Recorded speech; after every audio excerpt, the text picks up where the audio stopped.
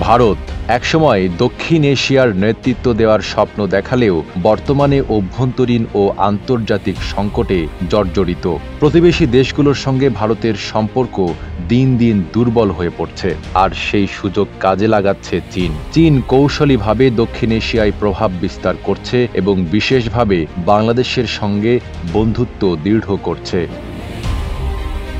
মিয়ানমারের রাজনৈতিক অস্থিরতা চীনের জন্য এক গুরুত্বপূর্ণ কৌশলগত সুযোগ। মিয়ানমারের সামরিক জান্তা ও বিদ্রোহী গোষ্ঠী উভয়ের সঙ্গেই সম্পর্ক বজায় রেখে চীন সেখানে শক্ত অবস্থান তৈরি করেছে। চীন মিয়ানমারে বাণিজ্য সম্প্রসারণ, সামরিক বাহিনীকে অর্থনৈতিক সহায়তা প্রদান এবং অস্ত্র সরবরাহের মাধ্যমে সেখানে তার আধিপত্য শক্তিশালী করেছে। ফলে দক্ষিণ এশিয়ায় ভারতের প্রভাব ক্রমশ কমছে এবং চীনের আধিপত্য সুদৃঢ় হচ্ছে। কালার এক্সপার্ট, জর্জ স্যাপ এবং মাইল্ড অন হ্যান্ডস টেকনোলজি সমৃদ্ধ অরিক্স ক্রিস্টাল ওয়াশ আপনার লন্ড্রি এক্সপার্ট।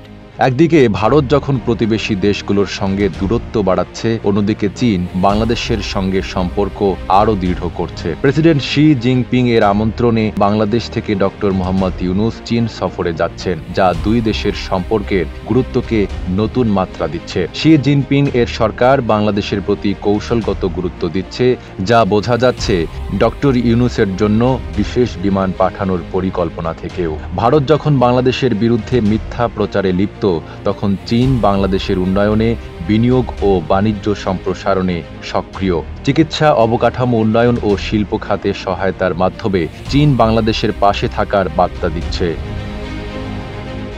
একের পর এক প্রতিবেশী দেশ ভারতের সঙ্গে সম্পর্ক শিথিল করছে, যার ফলে কূটনৈতিক ব্যর্থতা প্রকট হচ্ছে। শুধু আন্তর্জাতিক পর্যায়ে নয়, অভ্যন্তরীণভাবেও ভারত নানা সংকটে জর্জরিত।